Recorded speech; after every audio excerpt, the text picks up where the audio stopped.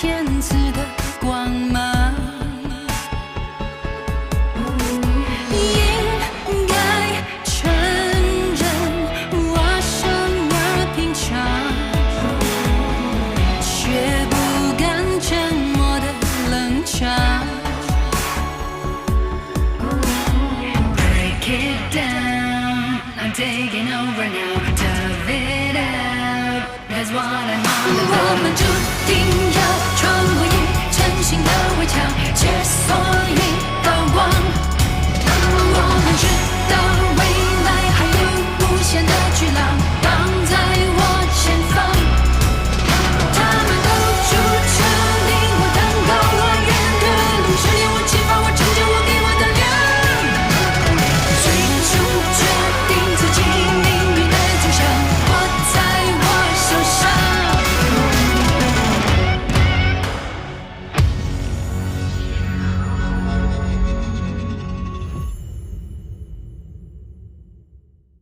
所有的宝宝们，激动人心的时刻来了！你们最爱的 Beyond IVE 男团新专现场马上就要来了，记住，长按你们的小红心，千万不要停哦！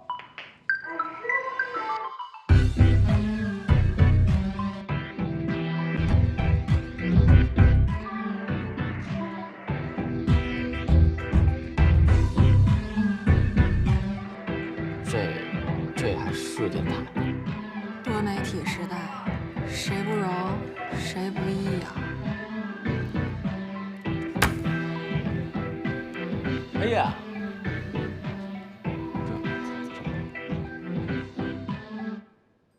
这件怎么样？这件呢？这件怎么样？怎么样？等会儿我。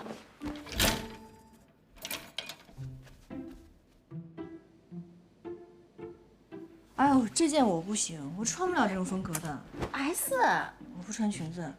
这可是我压箱底儿的宝贝，涂上它，保证你能绝处逢生，化险为夷。哎呀，我觉得算了吧，这太红了，我还是不涂这个了。Trust me，反正我每次一涂上它呢，都能出奇制胜。你这心理暗示好吧？给你会手帕你都觉得好用。闭嘴，涂。不合适吧？主任，哎，这半年的经费，半年呐，您就全拿来请男团了。你知道人家叫什么呀？叫什么呀？顶流啊！啊，要不然你也做成顶流，我也批给你半年。我虽然不是顶流，那我请的专家呢？人家是个专家，您只批50，我自己倒贴200，这合适吗？那没辙。那你自愿呢？这就是社会法则。你觉得不公平，其实很公平，是不是？要不然你也带着你的专家做成顶流啊！哎，别碰别碰！亲爱的，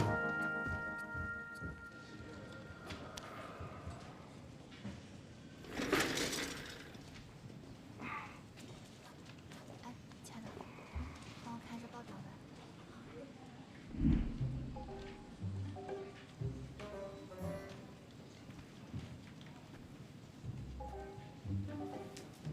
看什么？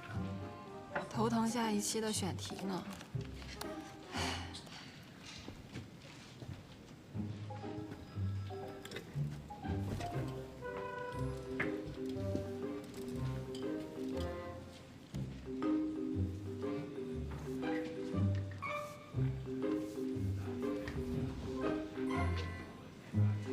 强哥，干嘛呢？怎么了？你今天看着有点不太正常。是啊，看你这表情，不知道的还以为你在这儿等女朋友呢。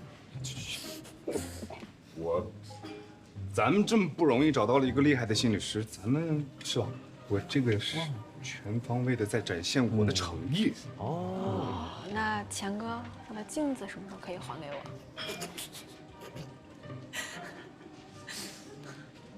哎呦，诚意十足啊！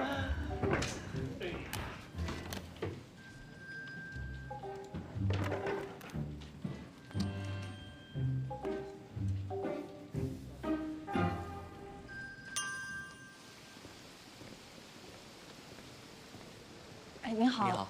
我想找一下钱开义主播，是在。哦，您带上这个，到里边刷卡就能进了。谢谢。钱主播在里面等您。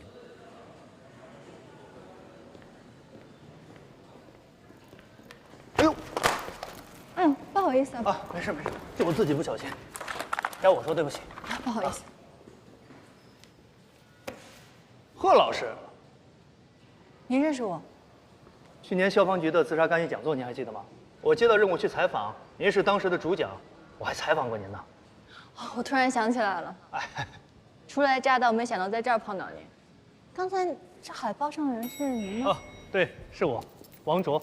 哦，您好，您好。您好。哎，您今天过来是？我也是第一次来这儿报道。哦。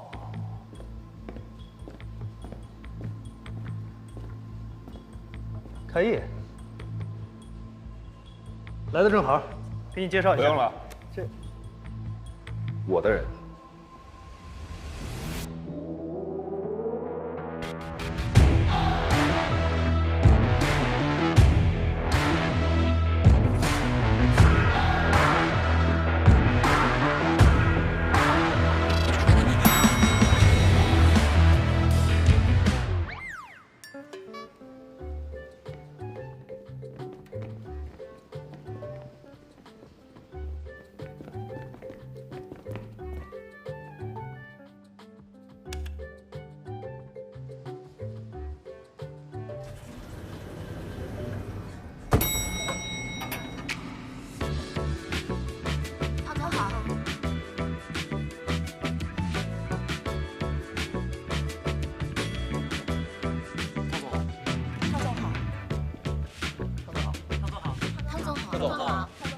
夫人在等您。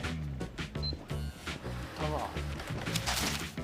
下次直接抽来就行了。谢谢汤总。汤总，夫人在等您。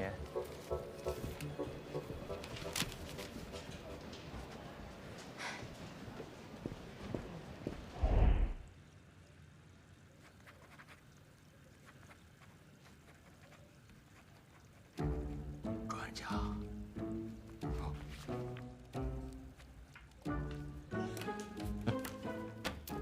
哎，何老师，何老师，很希望以后你跟开义在工作当中能擦出那种富有创造力的火花。那以后我们是一家人了，是不是？欢迎你加入我们电台这个大家庭。谢谢主任，我一定会尽我所能的。哎，这不是开义诚心诚意邀请你吗？要不然他也不能自己掏腰包。也得谢谢主任的支持啊！对，他自告奋勇，重启当年那个火遍全国的经典节目，对吧？谢谢钱主播，能够让我来参加这么宝贵的节目。你还真得谢谢我。对，谢谢。夫人，今天怎么这么有雅兴来指导工作呀？几个月不见，你还是这么容光焕发，一点都没变。我记得你喜欢喝岩茶，曹总这儿老水仙专门给您留着。啊，不用了。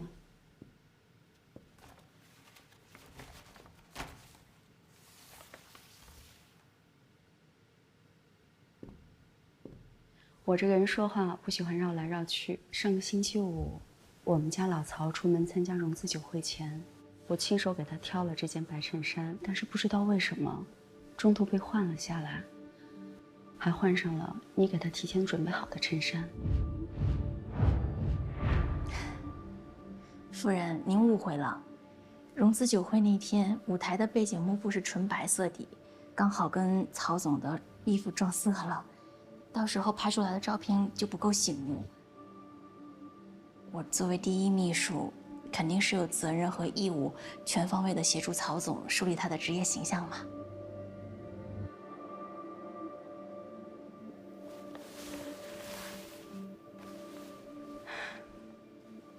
全方位。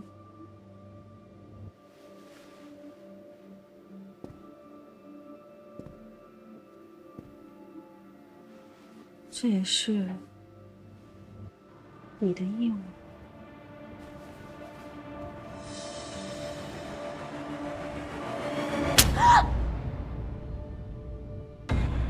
姐，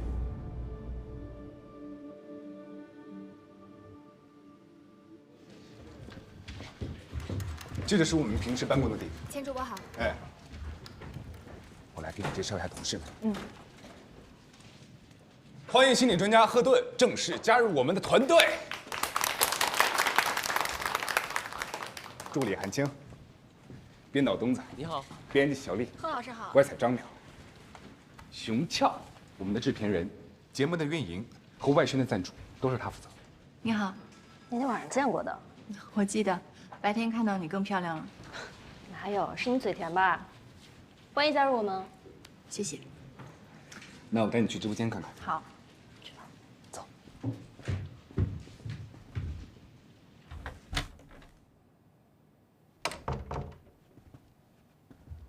这是导播间，来，这里就是我们的直播间。这些设备啊，是我们工作的时候会用到的。虽然是直播，但是为了避免多出事故，通常都会延迟8秒。这些设备我都要操作吗？这些设备大部分都由我来操作，你要负责的呢就是这个屏幕的监控。因为咱们节目开通了网上在线的互动平台，听众呢会通过评论和留言来进行回答，你呢就负责摘取一些有营养、节目合适的时间段，在每个工作日晚上的9点到12点，音乐和广告的时间，每一期都有主题层。如果你有兴趣的时间的话，可以参与。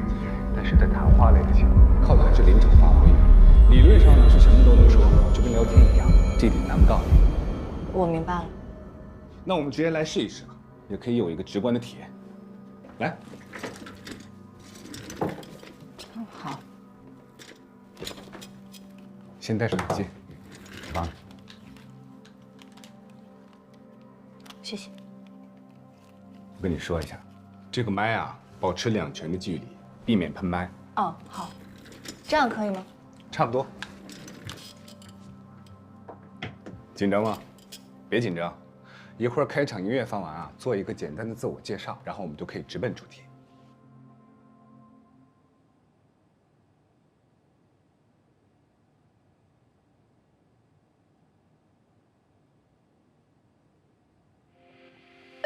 各位听众，你们好，这里是海丰国际广播电台都市情感心理节目《心扉夜话》，我是你们的情感聆听人阿易。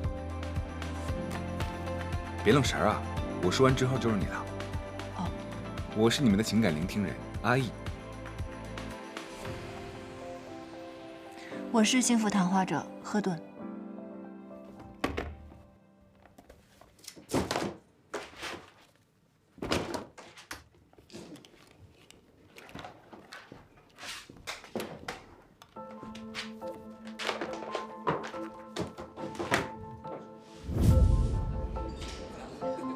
祝咱们集团融资顺利，恭喜恭喜恭喜曹总！这边请。周总和于总来了。啊流程都安排下去了吧？啊！你好你好，好久不见。开始前10分钟记得该请求我一下。好。周总、于总，好久不见。曹总知道今天你们要来，特意准备了几份礼物，我让助理带你们去看一下。好的好的，那我们一起看看吧。待会儿见。那你们先聊着。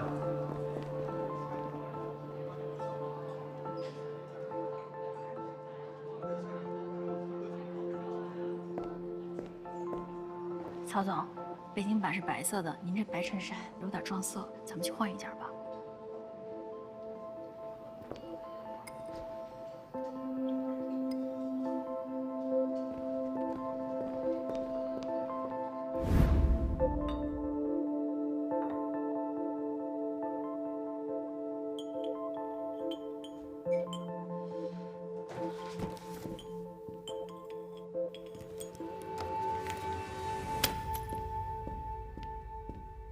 贺老师你好，可以这么称呼您吗？可以。这心理学啊，是当下非常热门的一个学科。那提到心理学，不免有些人会联想到忧郁症、躁郁症，还有强迫症等等啊。那贺老师，您可以给我们简单的去介绍一下，这心理学到底是一个什么样的学科吗？我有多少时间可以解释这些专业名词？你不是专家吗？像你们这些专家，不是非常善于用一句简单的话去比喻和概括一些复杂的概念吗？我目前还在学习，谈不上专家。老师们用了6年的时间来对我进行答疑解惑，加上我工作的实践，算不上千帆越际，但是也整整有5年的时间的积累。但即便是这样，即便我拥有您这样的名嘴，可能也没有办法对这门严谨的学科，用一个比喻来以偏概全。好，那我们换一个问题啊，就是说想到心理学啊，大家都会觉得这门学科是非常带有神秘色彩的学科。那也会有一些听众呢，会把心理咨询师这一类的职业跟算命的、和算星盘的联系到一起。那对于这个现象，您怎么看？其实，无论是算命还是星盘，都是提问者想借助外界的力量，对自己的境况来进行一个抛选席位。实际上，他们内心其实都感到非常的困惑。那我们心理咨询师其实也是帮他们排忧解难。如果非常优秀的咨询师，也是可以对特定的某一个行为来进行预测的。但这是咨询师使用心理学科学的方法对来访者的行为模式，还有机体变量进行综合的判断。我们将这些整合，最后得出一个结论。好，相信听众们跟我一样啊，对心理学有了一个初步的认识了。哎，我们收到了一条线上的留言提问啊，是来自手机尾号为8772的朋友，他有一个问题，说为什么一个人可以做到对外界一切友好，但总是毫无根据的去针对某一个人来进行恶意的揣测？这位8772的朋友，您是怎么确认对方确实针对某一个人的呢？这位8772的朋友说，当他面对其他人的时候，他都可以做到好言好语，但是面对他的时候，他就经常甩脸子，所以他很想知道这位朋友是出于什么心态，或者说他是不是也应该去接受一下心理咨询呢？这位8772的朋友，我想并不是对方的问题，是你没有得到你想要的回应，于是你感觉到非常的愤怒，对吗？这位8772的朋友说，要你分析的对象不是他。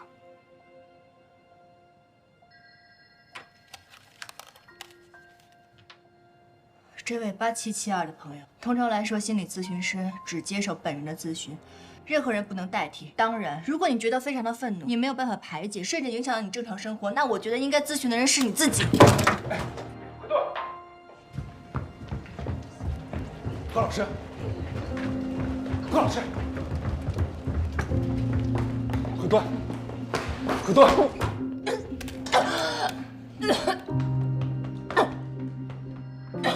怎么了？身体不舒服啊？好点，对不起，我不能给你记录这个了。为什么？如果要是因为刚才的事情我向你道歉，我就是跟你开个玩笑。再说这个问题也不至于你这么生气吧？就是看你紧张，想调节一下气氛。节目还有1个星期就开播了，你现在不做了，我去哪儿找人啊？不是你的问题，是我的问题。我没有办法在没有窗户的房间里待3个小时，我肯定做不到的。抱歉。听说了，听说了，什么边境集团？这我知道，大老板曹万里出轨女秘书被他老婆抓了个现行。真的呀？当然了，网上都有视频了。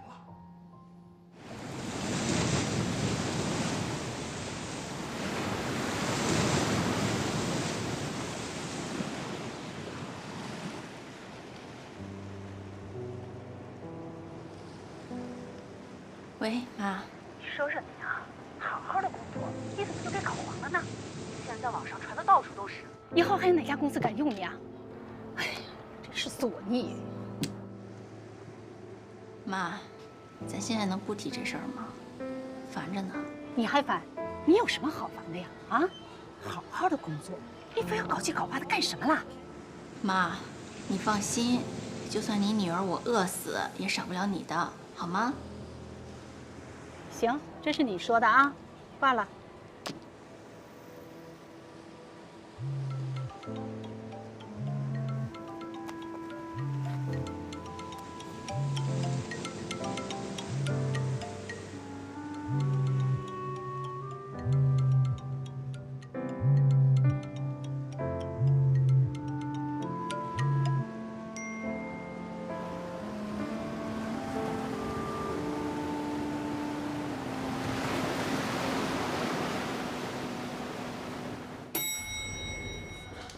何顿，你先别冲动，你现在去也没有用啊。你这个节目我真的做不了，你别在我身上浪费时间了。你先别着急下结论，你再给我几天时间，我来解决好不好？你到底要干嘛？以你对汤丽丽的了解，她绝对不会做这种事情，对吗？当然。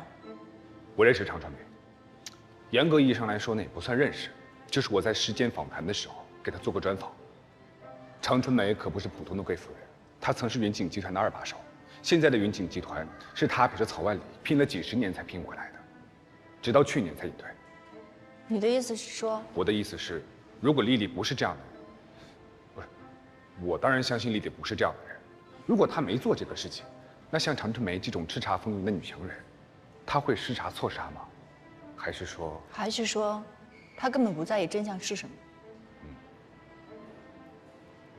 她专访的视频还有吗？有。现在已经不是打价格战的时代了。它只可能对于消费者首次购买具有吸引力，但是产品本身的质量才能够决定消费者是否会选择继续购买。那您对于现在年轻人打卡拍照这件事情是怎么看的？年轻人好像对于产品的要求会更高，我不知道您是不是这样。当时播出的几集都在这儿，我已经跟同事打好招呼了。那我先去办点事儿，你有什么需要呢，就找青青。好的。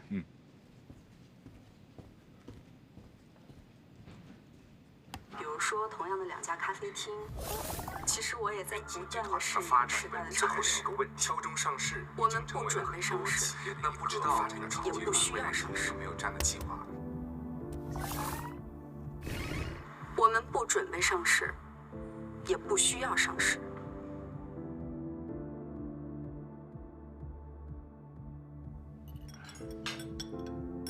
1周后的董事大会就仰仗各位了。常总您抬爱了，是您瞧得起我们呐，我们一定会全力支持您的回归。是，来。真是奇了怪了，这什么呀？你们说这曹夫人为什么每次都在曹万里和投资人结束会议之后，又单独约投资人见面呢？在哪儿找的？行啊，你小子哪儿弄的？那电视上爆料的汤丽丽抓拍照，一看就出自阿豪之手，从他那儿搞过来的。阿豪是谁？一个狗仔，那狗仔的圈子可小了，他们跑外采，一看照片，在顺藤摸瓜一问，就能知道是谁接的活。但他们要是接的是脏活的话，就一定会留一手。所以看来，这些都是他们反制买家的把柄。那换个角度来说，汤丽丽的偷拍照很有可能是这个常春梅找阿豪找了个角度拍照伪造的。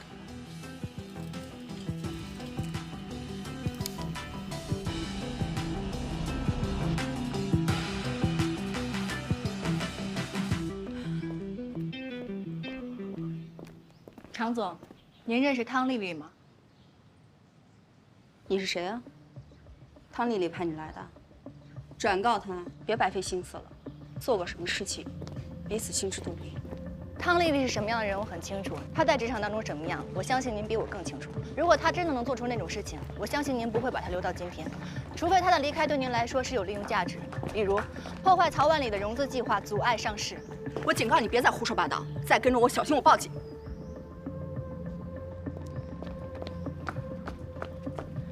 如果下辈子再给我一次选择的权利，我依旧会选择做女人。正是因为那些冷眼、不公、偏见，让我有了用不完的斗志跟力量。这是您写在自传当中最后一句话。你到底想说什么？在您的自传当中，完全避开了跟曾经行业龙头竞争赶超的过程。可这一部分不正应该是自传当中最精彩的部分？所以我查阅了曾经行业龙头的资料，我发现，您居然曾经是这家公司的一员。那又怎样？所以您的发家史更像是一部复仇史。在您经历中空白的10年，是在为一家公司苦心服务的10年，但您却在公司上市的前一夜倒在了内部斗争当中。所以，您带着职场的人脉离开了，与曹万里建立了今天的帝国。我想这就是为什么您跟曹万里的意见相左，反对企业上市的原因了。我们不准备上市，也不需要上市。常总，您曾经也在职场当中一点一滴爬上来。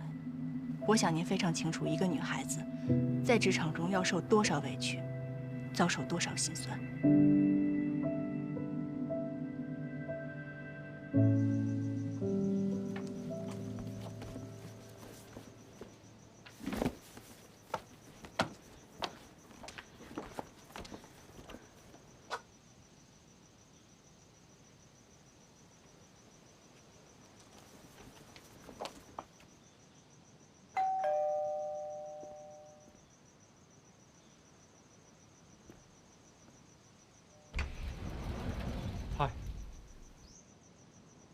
忙吗？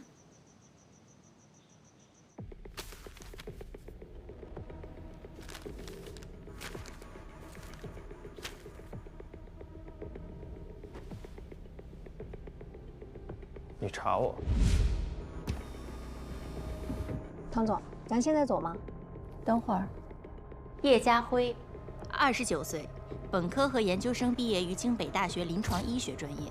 毕业后前往国外深造，研修医期间专攻的是精神医学专业。一毕业就收到了日本国立精神神经医疗研究中心医院的录用信。在研究中心医院工作仅1年，就成为了院内最年轻的日本精神神经学会成员。而就是这样一个前途无量的医学天才，却在1个月前放弃深造，直奔海事，合理吗？如果是为了更重要的事情，这没什么不合理的。更重要的事情？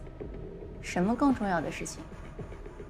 跟我们家老贺又是在酒吧偶遇，又是做邻居，巧的有点太明显了吧？原来搞了半天，你是怕我欺负赫顿。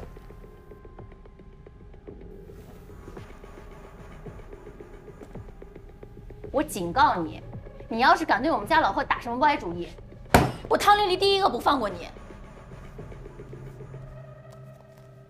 我奶奶这2年身体不太好，总是叨唠着让我回海市，不肯跟我出国，我拗不过她，所以只能找一个折中的办法，搬到离她最近的地方，方便照顾她。这是我奶奶养老院的位置，离这只有700米。这算不算是更重要的事情？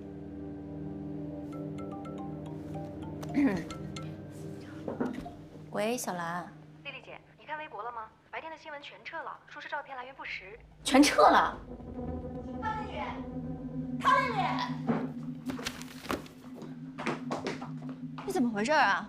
我下午给你打电话不接，还关机了。我问你妈才知道怎么回事。我告诉你，以后无论什么情况，无论你多烦多忙，都不许关机，不许不接我电话，知道吗？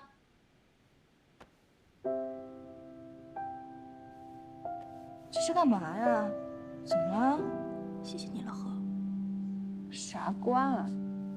乖啊，都过去了，没事了。啊？我看看。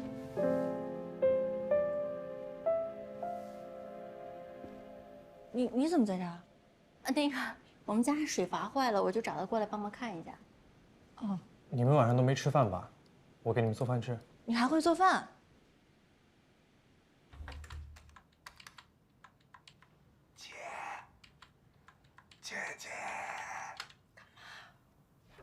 姐，你怎么在这儿啊？找你半天了。审节目呢，没看见吗？没什么事儿啊，就是想问一下，咱们还有空间大一点的直播间吗？最好是有窗户的那种。有，时间访谈那间，干嘛？还有别的吗？哥，我现在上哪儿去给你找直播间啊？还要带窗子的。看看自己的收听率，有资格提那个要求吗？我这不就是因为自己人微言轻才来找师姐的吗？主要是时间访谈那间也是高层封窗的，也不行。干嘛呀？突然还来这一出？没什么，就是赫顿他不太适应这种封闭的空间。幽闭恐惧症啊？他没说。哎，不过我觉得你这么一说，确实有可能。再想想办法呗。倒是有间破花房。花房？前几天呢，领导还让我招商盘活一下他。花房好啊，姐，你看还能打破咱们电台的传统模式，既复古又摩登。咱们直播间、导播间也用不了那么多地儿，再找一个咖啡厅入住，还能把地儿给盘活。你这主意不错啊！谢谢姐。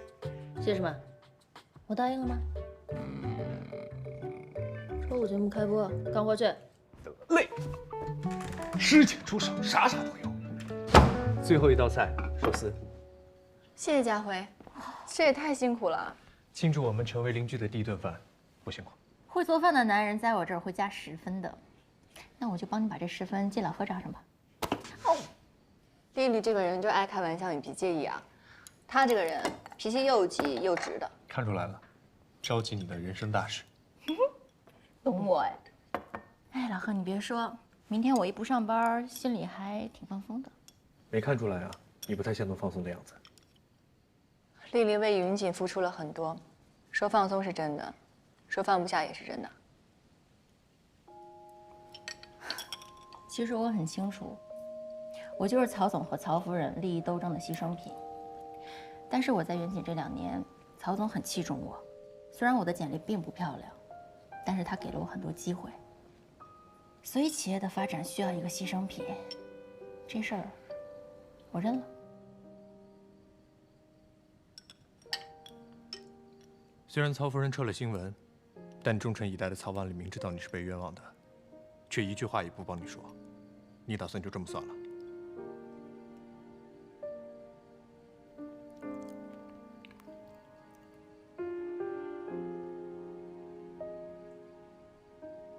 直播倒计时，5、4、3、2、1。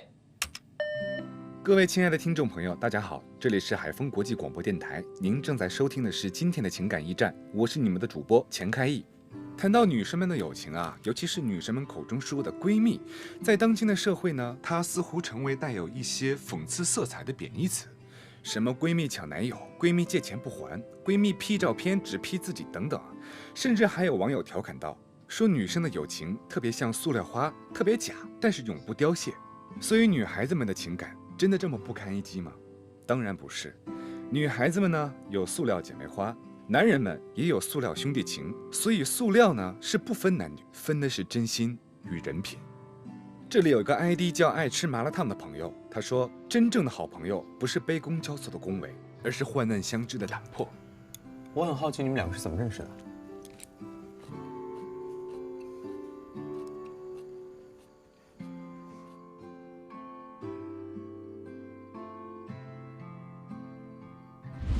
喂，录像！喂，你干嘛？录像！你是认真的吗？哎，我不下，我不下！哎，这么多人，你干什么？我跟你开玩笑的。哎，你有病啊你！渣男！开什么呀你？不好看吗？啊？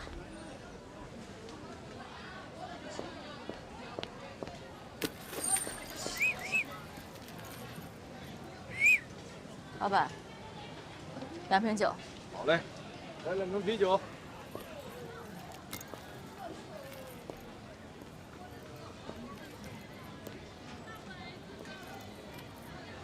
拼个桌可以吗？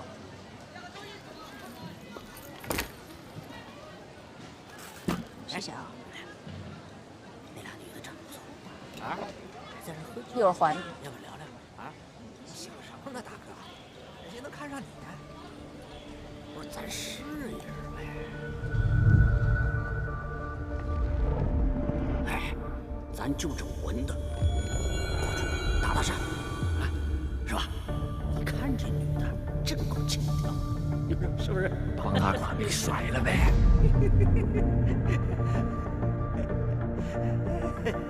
哎，你俩去问问这女的多少价钱能拿下来？谁？我不行，能行吗，大哥？你问问去。不是你俩真怂！哎，你看我的。你想干嘛？干什么关你啥事儿啊？不是你谁呀？啊，别在这挡我道啊！你们刚刚说的话我都已经听见了，我告诉你们，想都不要想。我跟你说，不关你事儿，再让我小。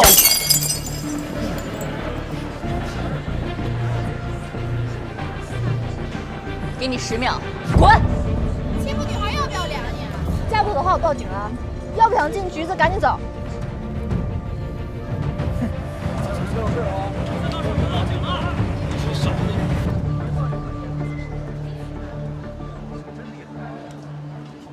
你挺厉害，你也不错。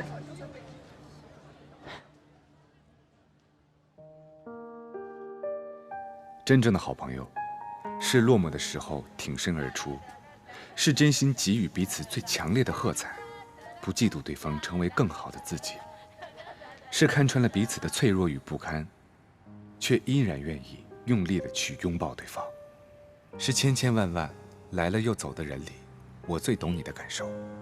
喧嚣城市回归寂静，灯火阑珊，我仍和你把酒言欢，促膝长谈。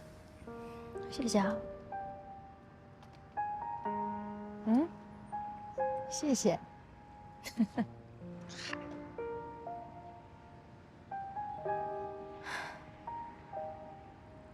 我刚才那么疯狂的挽留一个男人，特丢人吧？能让一个女孩撕心裂肺的爱上对方，那对方身上肯定会有闪光点吧？他是不是有闪光点？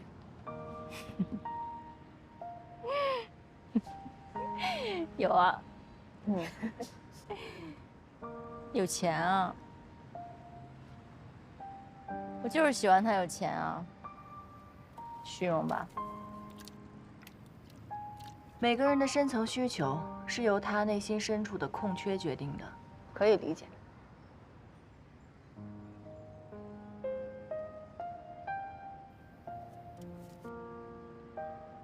没错，我就是小的时候穷怕了，长大后就拼命的想弥补。有句话你听没听过？叫钱不是万能的，但是没钱是万万不能。命这个东西啊，人生下来就注定了。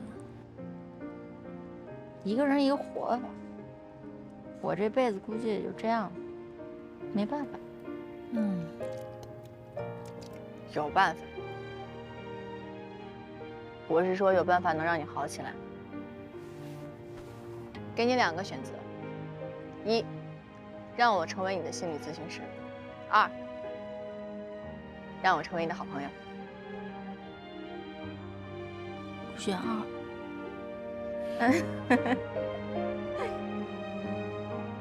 好了，各位亲爱的听众朋友们，本周5，开艺将和大家一起迎来全新的节目。这是一场拨开心灵迷雾的奇幻之旅，是一次声音与心扉的完美邂逅，让我们共同期待。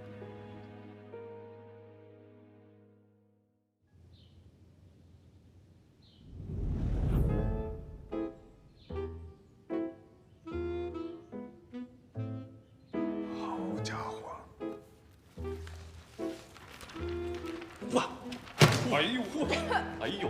这地儿这么脏，这么大，这咱仨得收拾到啥时候去啊？对呀，钱哥，咱这得收拾到猴年马月啊！猴年猪月也得收拾，你怎么办？钱哥，大家把东西放那边就行了啊！也太有心了吧！哎，这必须得报销啊！没有，都是俏姐帮忙联系的，我们俩可不敢邀功。俏姐说了呀，这花房啊太长时间没人用了，就咱们几个收拾起来，费时又费力的，这不，帮手还得是姐。回头好好谢谢人家啊！谢就谢呗，眨什么眼睛啊你？好好谢谢人家。哎，兄弟们，今天辛苦了啊！谢谢大家，辛苦啊！辛苦了，兄弟们，咱们也干活吧。走，哎，这里太脏了，你们女孩子去休息一下啊。哎吧！你怎么了？今天看着你不太舒服。我今天正好。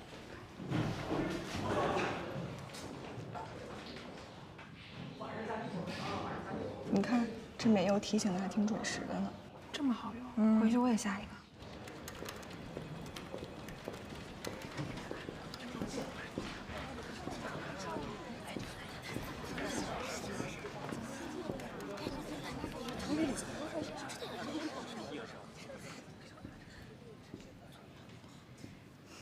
我来交接一下工作。小张，丽丽姐，你有什么事交给我就行了。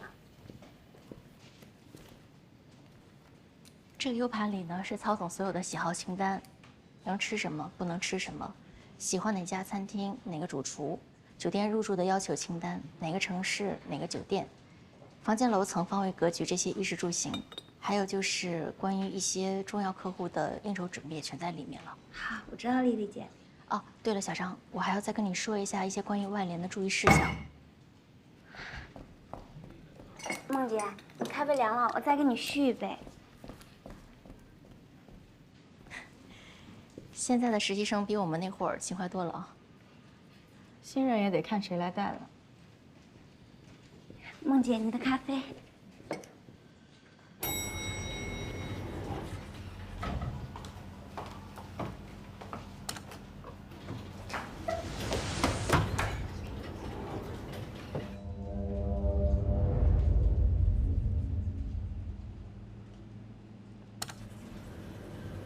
高于行业的收入，动辄上亿的谈判，副总级别的生活配置，换我也不愿意拱手让人啊。刘梦，你别误会，我来这儿没有别的意思。别装了，当小三网友都知道了，还追着曹总不放，就不怕唾沫星子淹死你啊？你嘴巴放干净点。那口红印不是我印的，有口红印的白衬衫不是发布会那天我让曹总换下来的。曹夫人也说她记错了，所以才跟我道歉，撤了所有新闻。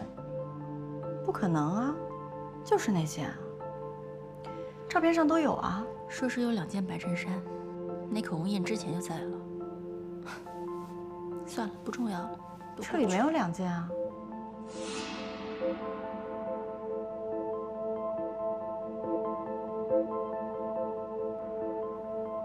我没有说在车里找到的呀。耍我？那天我把衬衫交给司机，司机说放到后备箱就再也没动过。怎么？是你去车里拿出来的吗？不啊，不是在车里，是我跟曹总在洗手间里印的。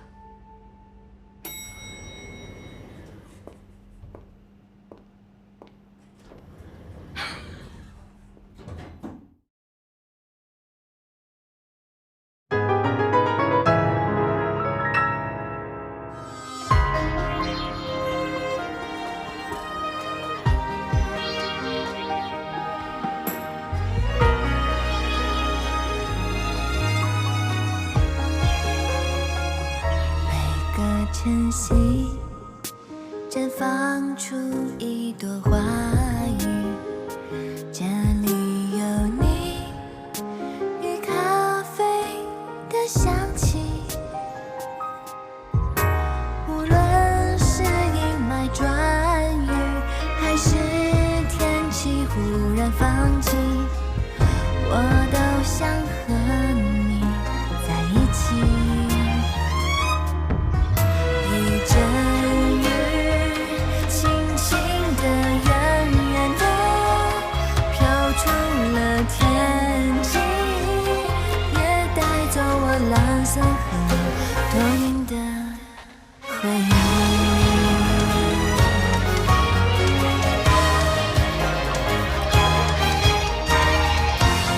绽放出晴朗如歌的风景。也看见你亮如星辰的眼睛，它温暖我的笑容，倾听我真实的声音，给我最温柔的回应。看见了